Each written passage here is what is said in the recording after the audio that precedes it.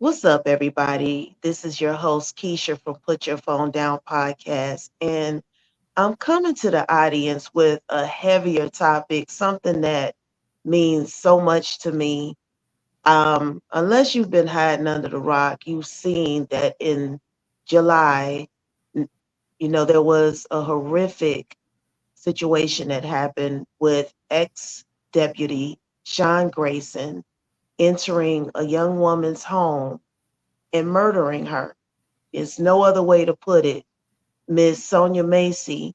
And what we want to do is bring something to the table.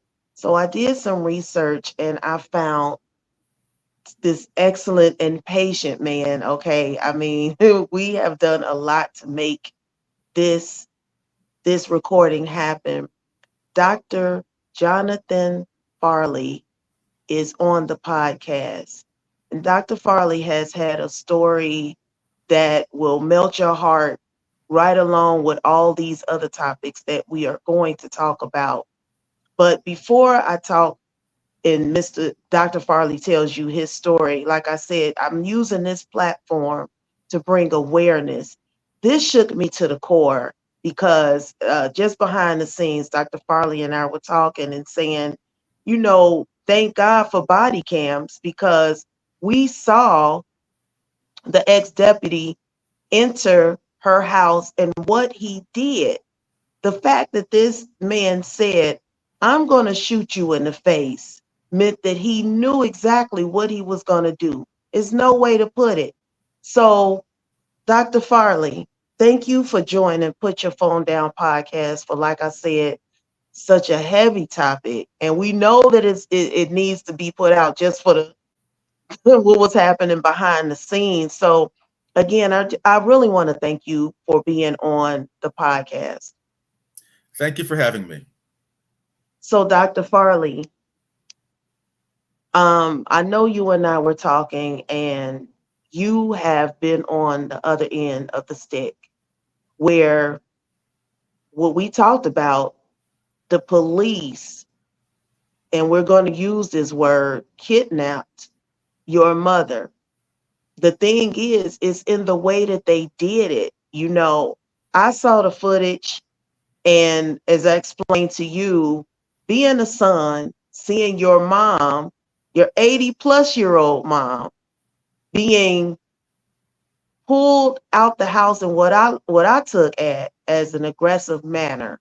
I don't know what kind of harm she could have done to have, at least to what I saw, over 5 cops. It looked, I don't know the exact number of cops it was, but it looked like it was an abundance of cops all taking your mom out. And she is saying no.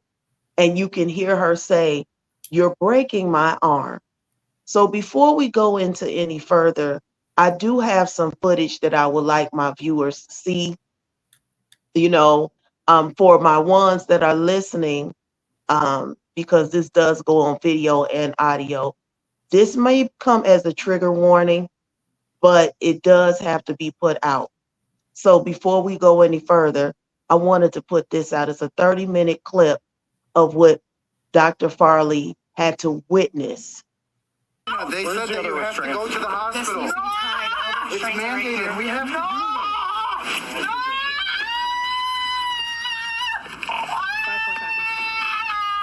Take your son. Here. I don't want to go. You're breaking my arm. How is this health? We have to get you checked out. I want God, not you. Okay. I want God, not you. So, Dr. Farley, like I said, that was so hard for me to watch. But, I think the viewers saw that it was more than one cop. They also heard the pain in her voice, begging and pleading. Can you take us back to that night of what made all of this occur? Yes, I just want to point out that my mother is screaming because they are dragging her out. Right before they used violence on her, she was speaking calmly with them. In fact, even telling them, "Okay, goodbye. I'm just staying here." And by my recollection, there were about a dozen cops, or at least a dozen cops and other personnel, ambulance personnel. It was completely insane. And even though the police and the ambulance personnel, two of whom seemed to be smirking or even laughing in the background, even though they should all be arrested, they should be fired and arrested, the chief devils are my own brothers. I have 3 brothers, and they orchestrated the kidnapping. So I'll take you back to what happened 2 weeks before the violence that you saw, and that was only part of the 9 minutes of violence against my mother, where she was taken from her own house. She hadn't committed a crime, wasn't accused of committing any crime. She was not mentally incompetent. No judge had said she was mentally incompetent. No doctor had said she was mentally incompetent. This was her house. She was the sole owner of her house. My mother and I were the only legal residents. But about 2 weeks before this, my brother Chris, who lived 350 or 400 miles away in New Rochelle, New York, had said he was going to put a woman in my mother's house named Mary Ho. Her full name, Mary Houtsay Ho. And I told my brother Chris, don't do this. And I told my mother that Chris might plan to do this. And she said, no stranger must be in our house. In particular, Mary Ho must not be in our house. I'd been with my mother as usual for about 5 weeks for the winter vacation until January 18, 2023. But then it appears that my brother Chris did put Mary Ho in my mother's house on or after January 19, 2023. And 3 days later, I got a phone call from Mary Ho. One of my mother's church friends named Connie Geist had tried to visit my mother in my mother's own house, and Mary Ho wouldn't let my mother's friend talk to my mother. Mary Ho said she's not on the list. And I thought, what is this? My brother Chris had created a list and only those people on the list could talk to my mother. So over the next 2 days, my mother calls me and says that she's never been as frightened in her life. She's never felt as stepped on in her life, that Mary Ho was treating her like an idiot dog. Those are my mother's words, that Mary Ho was treating her like an idiot dog. My mother was telling me that she never would have done this to her own mother. How could Chris do this, put someone in her house without even getting her permission? So I came back to the village of Brockport, New York. My mother's house is in this area. And this was only 9 days after I'd left the house. And it was even worse than I thought. In the garage, Mary Ho had put 50 boxes, 50. Mary Ho had taken over about half of the rooms in our house. She'd even taken my mother out of my mother's own bedroom and put my mother in another room. And even in that new room, Mary Ho had her own stuff, 2 gigantic suitcases, each one bigger than any suitcase I'd ever attempted to lift in my entire life. Well, my brother Chris also came up to the house with his 20-year-old son, Dylan. And the next day, they all left. Mary Ho, my brother, and my brother's son, Dylan. But Mary Ho's belongings were still in the house. So on Sunday, January 29, 2023, my mother calls Mary Ho and says, don't come back except to remove your belongings. And we also sent Mary Ho jointly a text message from my phone and an email message. And we went to the Monroe County Sheriff's Office. Brockport is in the county of Monroe in New York State, in order to file a report about Mary Ho. And this report was taken by Sergeant Toomey. Monroe County's government now tells us they can't find that report. But 2 days later, my brother Chris Farley and my brother Anthony Farley come with Mary Ho, and by my count, about 7 to 10 police, and they kidnapped my mother. Now, that's not what you saw in the video. This was a different date, and I didn't know that they were there to kidnap my mother. Anthony, I was especially shocked to see, because this was his 3rd time seeing my mother in 5 years. When I say see, I mean literally. This was his 3rd time literally seeing my mother in 5 years. He came for this kidnapping. So I thought that the police were there because they were going to force us to keep Mary Ho in the house, because I didn't know what the laws were regarding tenants. It turns out my mother had every right to kick Mary Ho out. She'd only been there about 8 or 9 days. You don't have the rights of a resident if you've been in a house 8 or 9 days. And my brother Chris, who didn't live there, had no right to put anyone in my mother's house. The only person whose name was on the deed was my mother and my late father, I guess. So the only two people, my mother and my late father. So nobody else should have any say over who was in the house. Even power of attorney doesn't give you that control. But even though you can find the police body camera footage for that day on inafarleyjan31.com, and even though my mother is saying I need to see a lawyer, even though I'm saying, does my mother have to go with you? I actually didn't know that they were there to take my mother. I found that out later.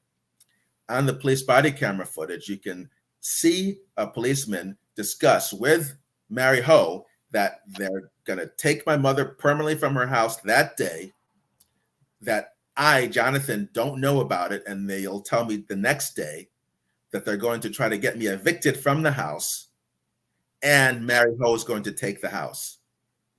This total stranger, right?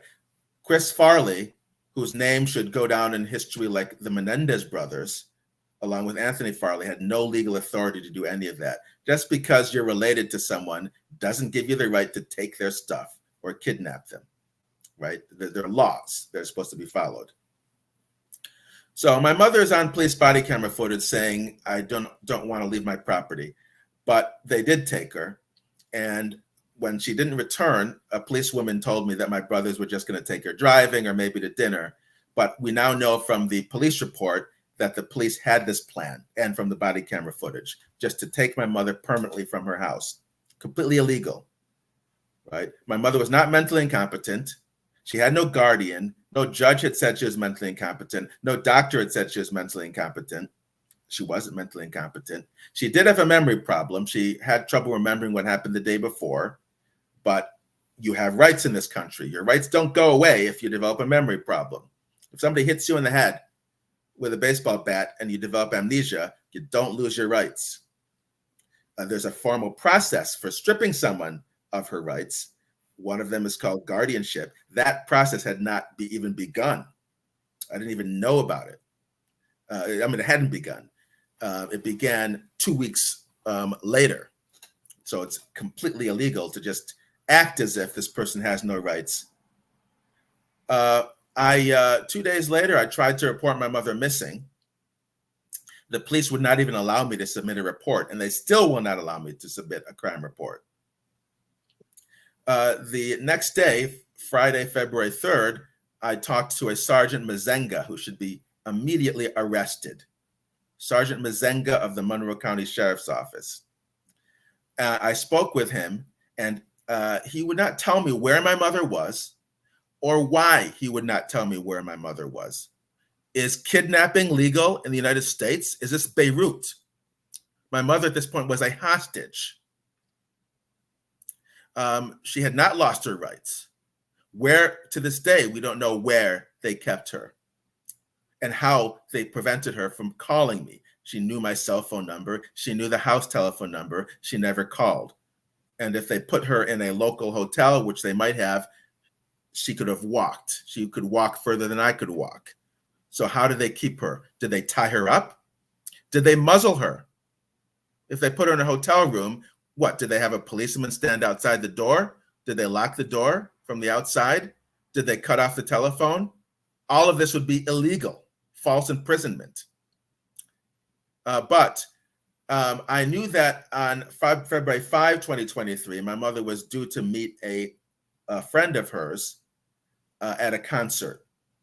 So I just guessed that maybe my mother would be at that concert, and she was there with Mary Ho and her friend. Martha Clasquin was the friend. Well, friend in quotation marks, because she was actually a traitor to my mother. I went there, and I told my mother, this woman, Mary Ho, had helped kidnap you 5 days before. And my mother immediately said, "Let's go." Martha Claskin tried to grab onto my mother to prevent her from leaving. And Mary Ho refused to get out of the way. So my mother just barreled past her, and Mary Ho called 911. So imagine the irony. Mary Ho, a stranger, can call 911 on my mother's son, me, but I can't know where my mother was, and I can't file a police report. Well, I suggested to my mother that, okay, we could either drive around or go back home, and my mother made the decision to go back home. And that's when the police came to our house, and they were there for about 2 hours before they decided to use violence. Now, police can come to someone's house if there's an emergency, right? They don't need a warrant or something like that necessarily. But after 2 hours, you would think they pretty much could determine there was no emergency. In fact, Mazenga, the sergeant who should be arrested immediately, is even on police body camera footage saying there's no urgency. So after about an hour or so, they make up this excuse for how they can get my mother out of the house. They say that there are some pills that she has to take, and they're not in the house, so they have to take her to a hospital. What are the pills? They confirm that the pills are for high blood pressure. Did it look to you and to your audience as if the police cared about raising my mother's blood pressure? No, not at all. And if you have high blood pressure medicine, are you going to die if you don't take it within a few hours? No. Within a few days? Moreover, those pills were in the house. They were on the kitchen table. You can see them in the January 31st police body camera footage. The police were told the pills were in the house. And you can hear me tell the police that on the February 5 police body camera footage. You can find that at inafarleytaken.com and from another angle at inafarleyfeb5.com. But you can find the most salient pieces on the YouTube channel, Free Ina Farley, especially the video that's called You're Breaking My Arm. But there's another video that shows you what happened 10 minutes before the police used force. So, Dr. Farley, when I watched some of the clip, I just wanted to kind of go back and say, when the cops entered, your mom seemed completely competent to me. Yes. Aware enough to say, look, not today, leave me alone. And even in the clip, you're saying, I don't want you, take your hands off of me. So it is not, just from my point of view, I didn't get somebody who didn't get the full understanding of what was going on. Correct. She seemed completely aware and over it. Like, look, leave me alone. But I'm sorry, go ahead. And I'll tell you something else. What you saw was my mother at the lowest point of cognition that I'd seen her in years. She was actually more confused than I'd ever seen her, except for 2 occasions when she had low blood sugar, or when we suspected she had low blood sugar. It was not at all the way she was 2 weeks before that, before Mary Ho moved in. So my mother told me she suspects Mary Ho must have drugged her. And I know for a fact Mary Ho drugged her with at least one drug, a drug called melatonin, which was not a drug that my mother took, not a drug that my mother's doctor had her take. But Mary Ho insisted that my mother took it. I explained to my mother, you don't need to take that. My mother said, I don't want it. And Mary Ho tried again. 2 hours later, I heard it with my own ears. My brother Chris, all through the fall of 2022, had been insisting that my mother take melatonin. Chris Farley, whose name should be thought of along with the Menendez brothers, he is not a medical doctor. Why is he insisting that my mother take melatonin? People think it's just an innocuous sleep pill. My mother never had any problem sleeping. but melatonin and other sleep aids increase the risk of dementia and memory loss by 79%. I suspect that if we were to search Chris Farley's computers and phone, we would find that he knew that as well, and that he was deliberately giving her the melatonin in order to cause her to try to exacerbate a condition that didn't actually exist. But that's just a theory that I have. The actual crime that occurred was never investigated by police. That's what should have been investigated. Did Mary Ho drug her with something else? But yes, you watched the video and you still came away with the conclusion, along with everybody else who watches the video, that this is a competent woman. But I'll also say something else. It doesn't matter if she was actually incompetent. She was not. She was competent, but it doesn't matter. There are laws. Someone has to be legally declared mentally incompetent before you can just do something, or be acting in such a way that's so obviously crazy that maybe someone can step in, which obviously was not the case here. So my mother was speaking with them calmly for 2 hours. And when even saying things like, she's happy now, she wants to be in her house with her son.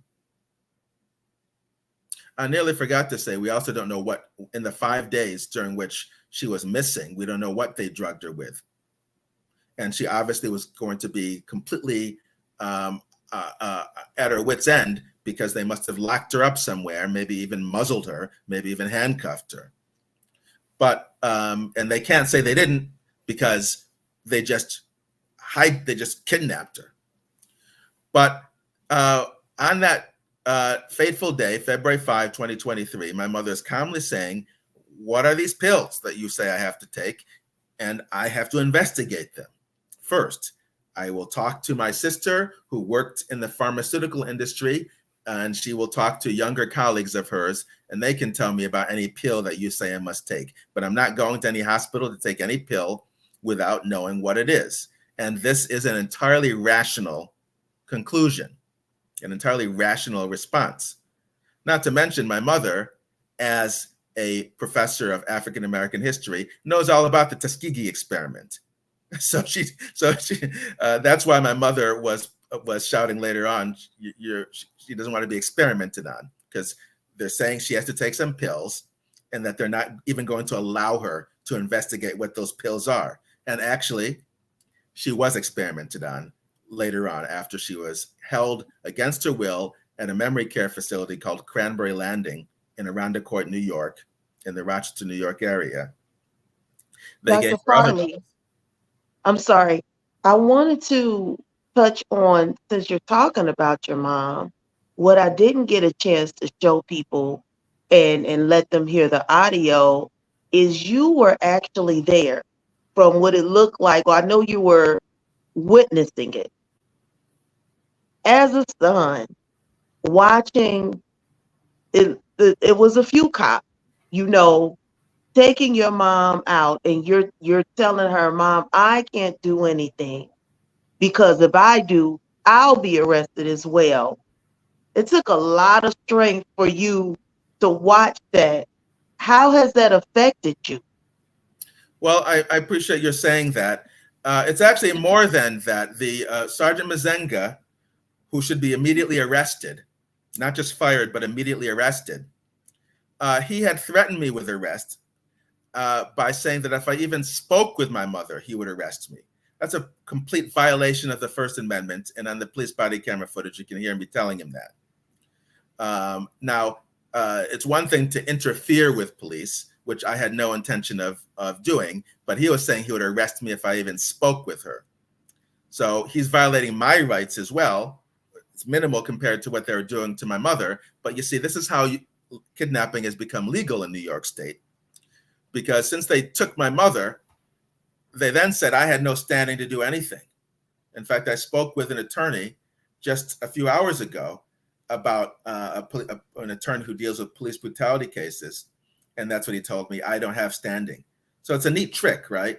If you brutalize someone, kidnap her, and then break her brain with drugs and isolation, which is what Chris Farley, whose name should go down in history along with the Menendez brothers. If you break someone's brain or even kill them, then you can get away with it because nobody else has any standing. That's the claim that they're making. So yeah, it was horrific to witness. It is hard for me to play it again. Whenever I send people the link on the YouTube channel, Free Ina Farley, I try to make sure it doesn't play more than the first few seconds because I can't stand hearing it. But it was horrific, and it was done by the Monroe County Sheriff's deputies, by a couple of members of the Brockport Village Police, by those ambulance personnel whose names have never been given to me, and orchestrated by Chris Farley. And he got away with it because no one could imagine a son being that evil. So they assumed that if he was telling the police to do this, then there must be a good reason. Well, there was a reason, but an evil reason. And nobody ever bothered to confirm, to check back. Okay, what's your reason? You're saying this is an emergency. What's your reason? No one ever bothered to do that to this day because there wasn't one. So I know you mentioned just earlier when we were talking, and I think this is important to be put out about the body cams. So again, in the footage, it's several cops. You said close a dozen or more, but you mentioned that you only received one, and you wanted it from pretty much everybody so you can see all angles. Can you dive into that body cam situation?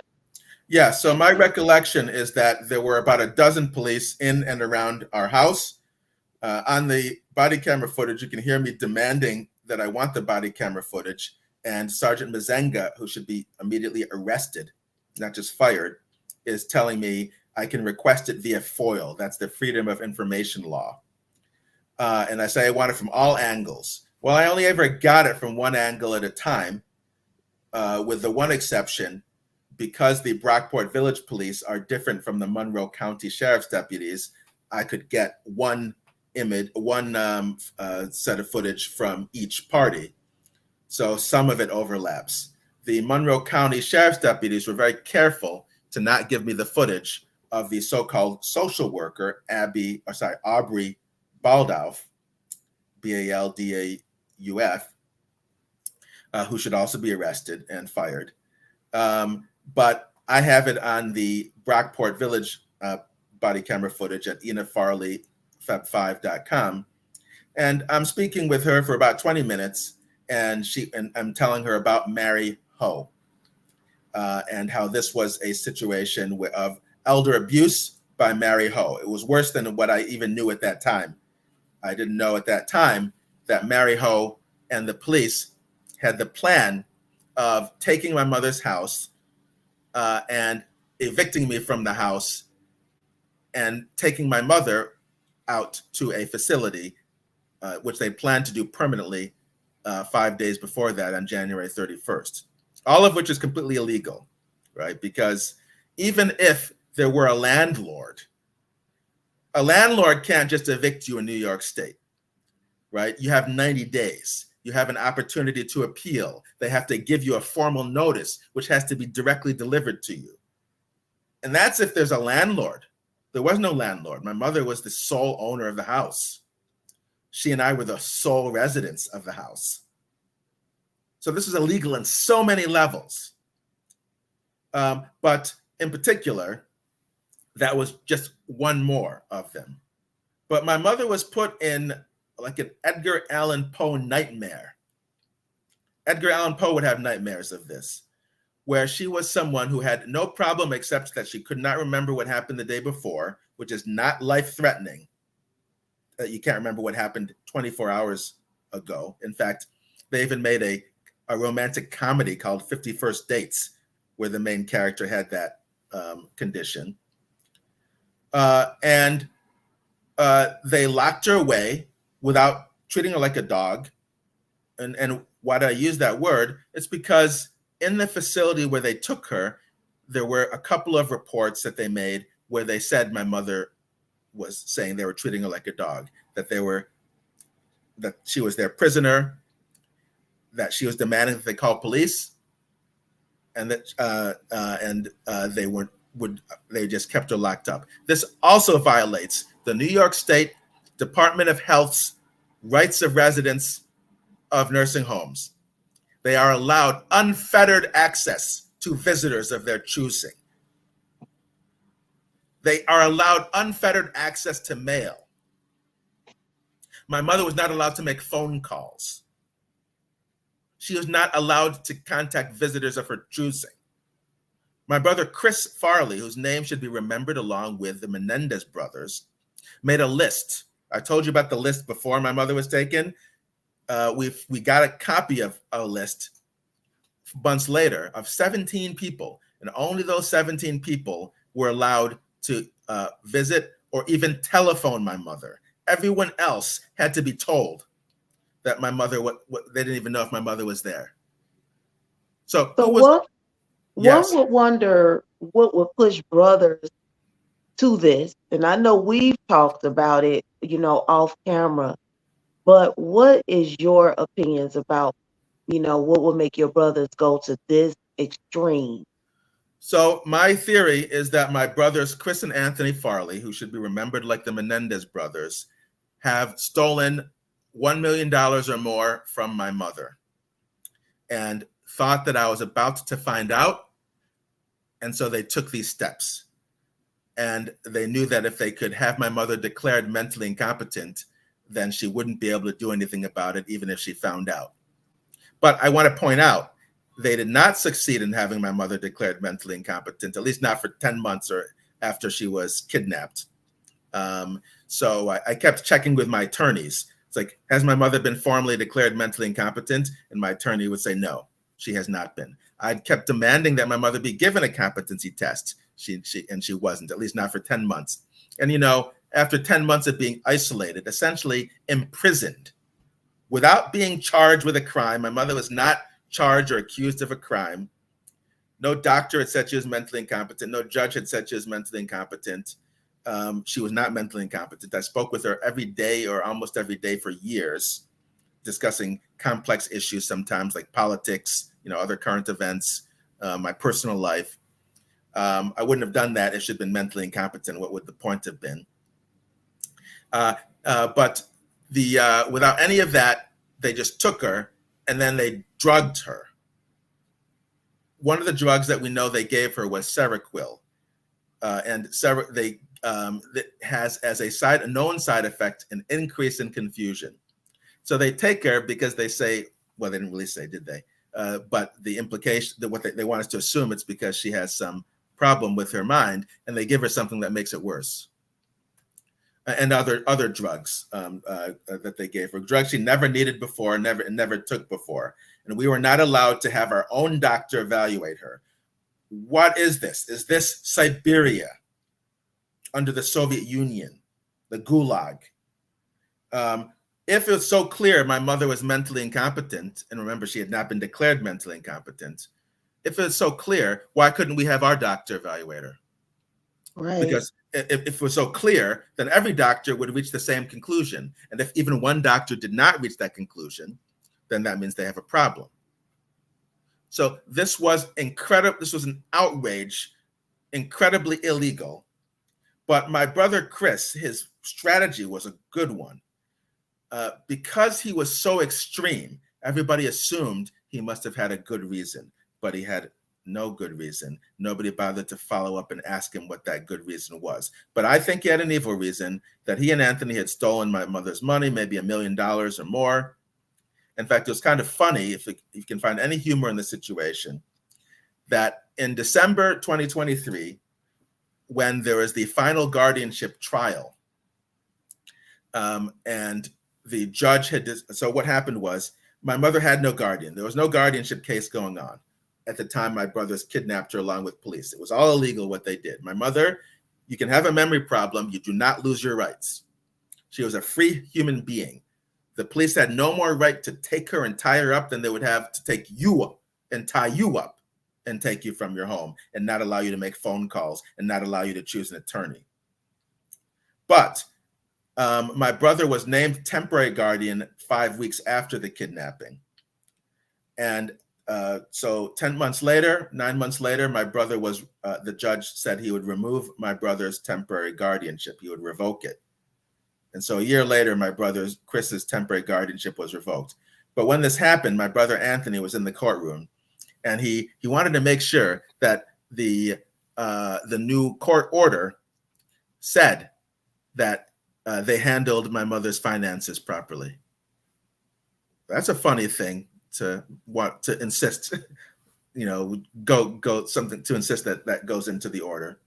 That was his main concern, that they not be accused of any kind of financial mismanagement. Well, actually, I rejected that, because I said, I don't know that they have not mismanaged my mother's finances, because they did not allow us to look at my mother's finances. To this day, I have not seen my mother's bank records. In fact, the judge in the case, his name is Christopher Chaccio, the surrogate court judge, fined me $10,000 because my attorney tried to subpoena my mother's bank records, and because the judge claimed we asked for my brother to be removed as temporary guardian too many times in his view. This is like this is a living nightmare, Yes, because, nightmare. Again, you witnessed it, you have to replay that, and it's still no resolution. No, Christopher. Yeah, you can go ahead. Christopher Farley, even though his temporary guardianship was revoked, he has tried twice since then to become guardian. So remember, this is the same judge who fined me $10,000 because I asked to have Chris removed as temporary guardian too many times in the judge's view. Chris has now tried to, after having his temporary guardianship revoked, has tried twice to become guardian. But that apparently is not frivolous, and Chris is allowed to do that.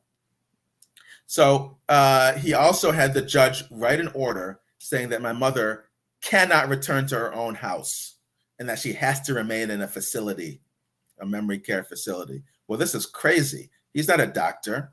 My brother Chris is not a doctor.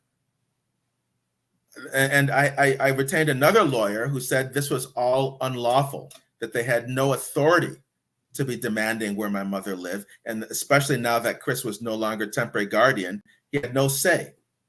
Last year, I did not even have the right to know if my mother was alive or dead. I found out by accident that at Cranberry Landing, my mother had been injured so severely. She had blood in her eye and bruises on both sides of her face. And she complained in the video that I have of pain in her chin. I only found out about that by accident a few weeks later. Now, it is a picture that you sent me, just, via email, that I did see. The bruises underneath their mom's eye did look like it was like a blood clot. Yeah, she has blood in her eye. So this two gigantic bruises on both sides of her face. And in the video, which I did not send you, she's complaining about pain in her chin. But this tells you the extent of the power of somebody, either Chris Farley or the district attorney from Monroe County named Sandra Dorley. But the video was put on the YouTube channel Free Ina Farley, and then YouTube removed the sound, or they distorted the sound. At one stage, I wrote the district attorney this year. I have not gotten a reply from the district attorney for about a year. And the district attorney, and one day after the district attorney received my letter, all the videos were removed from the YouTube channel Free Ina Farley, along with another video that was on another YouTube channel called Leroy Truth Investigations. And I tell people this, and they say, how could someone have that power to do that? But this is what has been happening in this case. And what you're doing actually is shedding light, because these stories are very common. We don't know because it's the unbelievable. Your story is very similar to like a Wendy Williams. Nobody really knows what happened with Wendy Williams, but we know that it's people that are not her family that have guardianship over everything, her finances, And her family is trying to get in contact with her, and nobody, including her son, is able to talk to her. And we're talking about somebody who was hosting a TV show, had awards, and even did radio. And now this woman cannot be found by anybody. You know, Dr. Farley, I wanted to move a little bit into the other topics, of course, involving the police. But one thing that we talked about was the ex-deputy. And I wanted your opinions about that. If you know about, like I said, the case that's going on now with Miss Massey and the family, I wanted to show again a brief to you and the audience about this man's history. I believe he had worked at several police departments beforehand, gotten terminated from them. This, from my understanding, was his sixth position. And so in this clip I'm about to show you, courtesy of CBS Chicago and the audience, it shows him driving, chasing someone. He was instructed to stop, and he continued to do it. And so I just wanted to go into this and get your opinion about what we can do, or what your opinion is of what the people can do when it comes to civilian versus cop. So here is the clip with ex-deputy Sean Grayson. His speed at times reaching 110 miles per hour. Are you pursuing? I'm about to terminate. She's flying up 121 right now. But Grayson didn't stop. He did, however, turn off his lights and siren, but kept going anyways until he hit a deer. Well, I'll definitely be terminated because a buck just smacked the side of my driver's side door. Did you violate a direct order from a supervisor about termination? Yes, I did. Grayson was questioned by a deputy chief and other top staff after that crash in Logan County. Do you agree, before we conclude this, that there's a mountain of policy violations that you committed 7 months on? So I showed that because it's almost like he had the same mentality after he shot Miss Massey. You know, he turned off his body cam.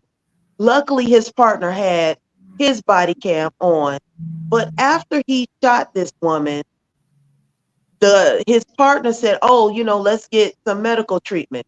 Ah, she's a goner." It's almost the same type of texture in his voice, like, "Oh, well, no big deal." When you saw that, what went through your mind? Well, that was my first time watching that particular video, but I'm sure some of these policemen look for opportunities where they can brutalize people. So Chris Farley was giving some of these deputies, like Sergeant Mazenga and Deputy Wakefield of the Monroe County Sheriff's Office, he was probably giving them a Christmas present, where they get the opportunity to brutalize a Black woman and get away with it because a family member was overseeing this, orchestrating this kidnapping. And when my mother had the blood in her eye and the 2 bruises on both sides of her face and was complaining about pain in her chin after being at Cranberry Landing, the memory care facility where she was locked up against her will, probably the staff had a field day, because they knew, yeah, this is the woman that nobody's allowed to see, so we can do whatever we want. And she's here, she has a memory problem, so no one will believe anything she says. So something worse than slavery is, maybe not worse, but slavery, a type of slavery, is still legal in this country, where people can be just kidnapped. It was like the fugitive slave law had never been repealed. People can be just kidnapped and locked away, and other people are not allowed to do anything about it. But let's get a victory. Let's just get one victory. This also will happen to help my mother. The next step for us is to see if the Attorney General for New York State, Letitia James, will investigate the Monroe County Sheriff's Office. I don't want to sound conspiratorial, but I've sent the Monroe County Sheriff 10 letters and never gotten a single response as a taxpayer, and my mother a taxpayer. The District Attorney's Office has not replied to me in 1 year. They haven't filed charges despite proof of a crime being on video, and there's no question that a crime occurred. If no crime occurred, it's very simple.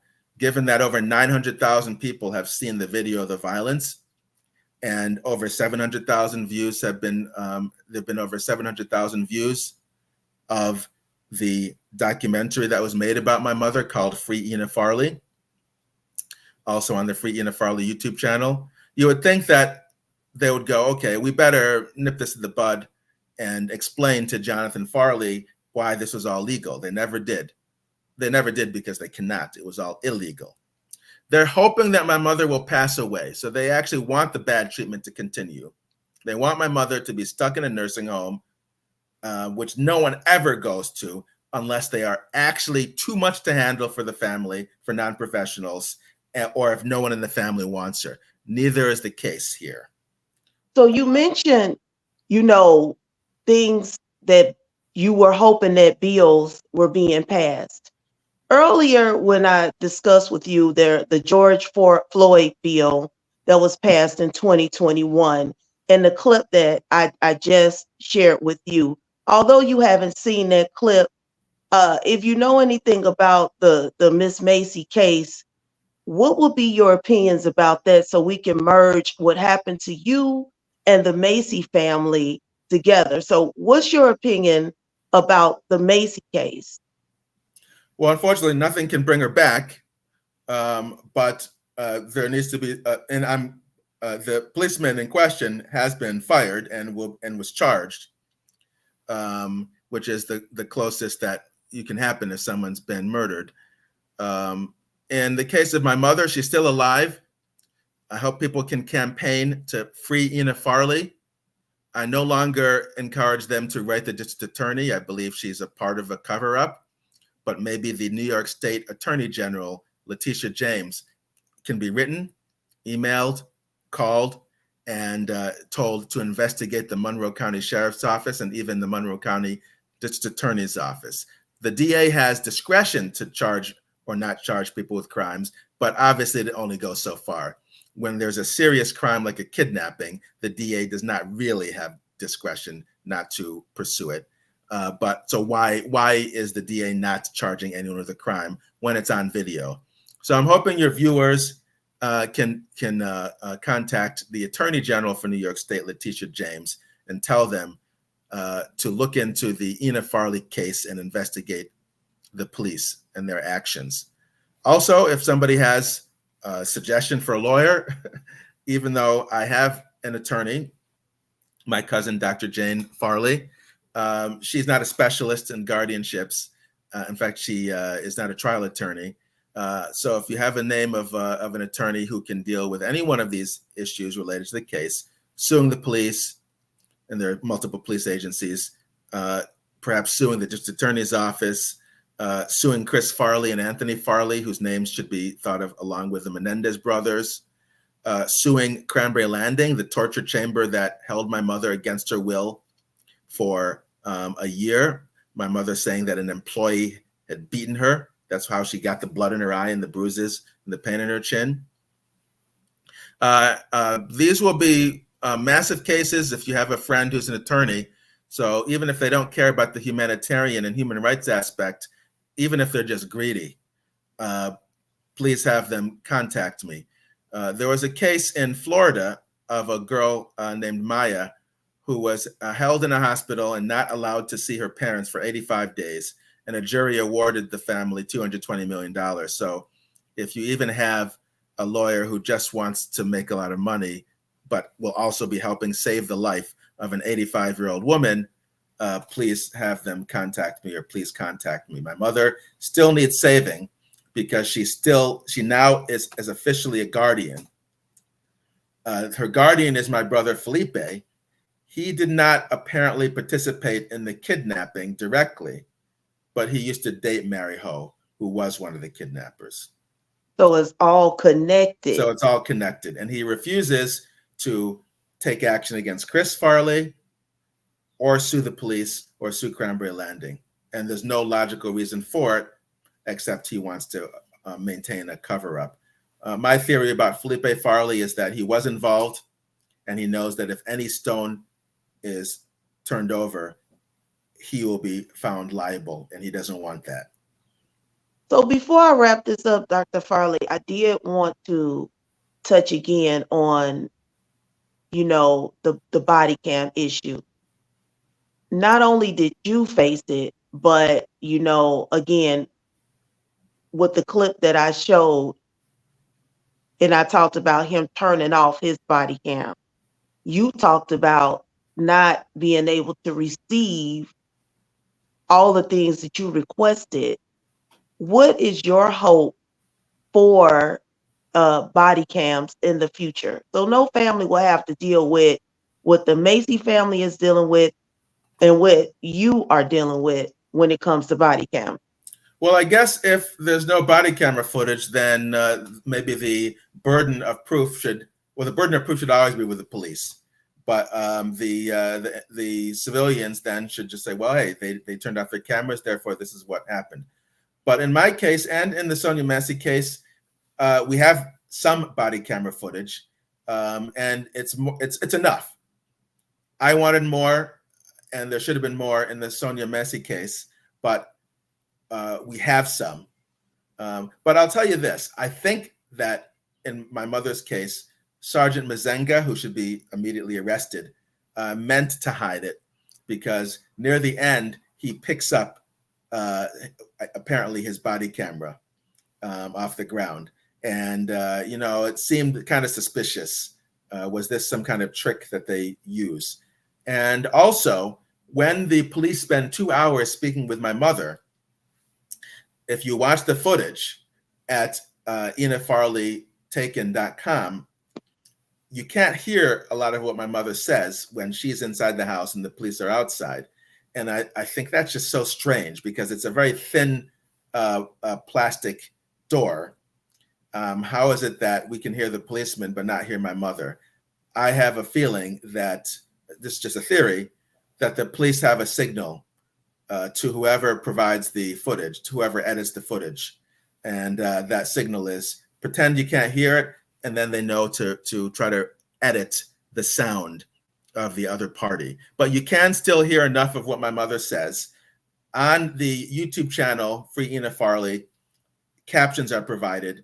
And so you can hear, yes, the captions are correct. So when my mother says she's happy now with her son, Jonathan, and she wants to be under my Jonathan's care and guidance, you can, because of the captions, you can see that in fact is what my mother said.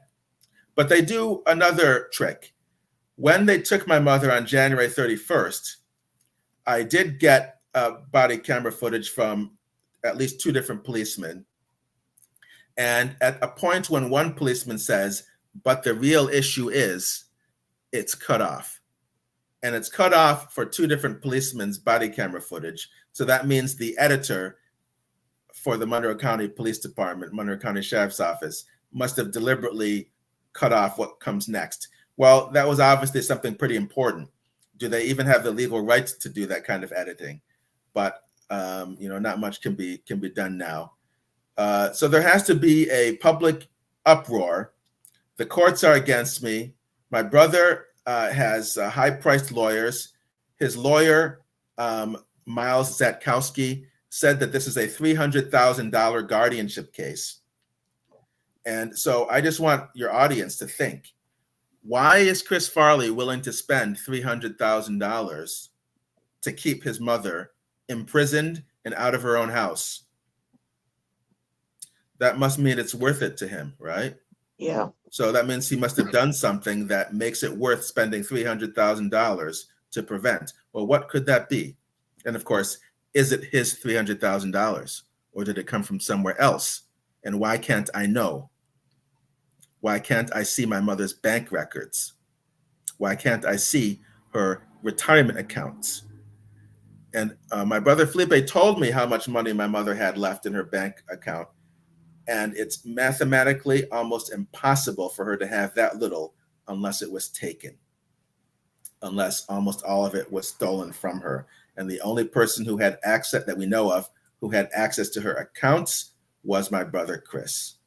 For 10 years, at least, he had access to her account. No, maybe not 10 years, but yeah, maybe more. He had access to her accounts. He might not have done it 10 years ago, but at some point he had. He might have been doing it. Again, this is speculation, but I'm happy for him to sue me for defamation because he'll have So a different judge, and I'll be able to do discovery and demand these records. So towards the end, as we're wrapping up, I know you mentioned the site, a few times, Dr. Farley. Do you mind mentioning where we could, find more information about this story and, tell the people where they can find you? Yes, thank you. So there's the YouTube channel Free Ina Farley, and that's the best place to just get a quick summary of what happened and see the violence, especially the video that's called "You're Breaking My Arm." But you can see the 19-minute film called Free Ina Farley with an exclamation point that has about 700,000 views. And then if you want to see the raw police body camera footage, you can go to one of three websites. There's inafarleytaken.com, and then there's inafarleyfeb5.com for February 5. And then the first kidnapping did not happen based on violence, but it was a kidnapping nonetheless, and that's at inafarleyjan31.com. Okay. Dr. Farley, this has been an amazing interview, and I thank you for, hopping on for again such a heavy topic. We are going to speak all of their names: Ina, Sonya, Sandra Bland. These names need to be out.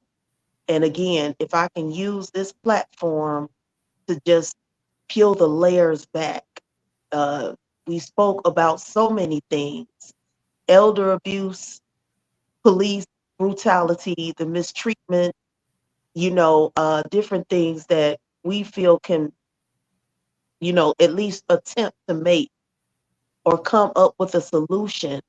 And so this is a heavy topic, and I know that it comes, like I said, in many layers. But I appreciate you for your time and your story.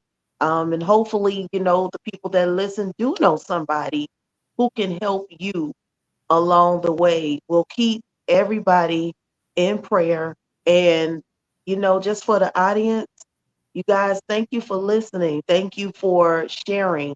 This is what Put Your Phone Down podcast is all about. So until the next time, I'm your host, Keisha King, with Dr. Farley. And share, like, you can find me on all platforms. And this will be just for you. Let's make a conversation out of this. Thanks, guys. Good night. Good night. Thank you.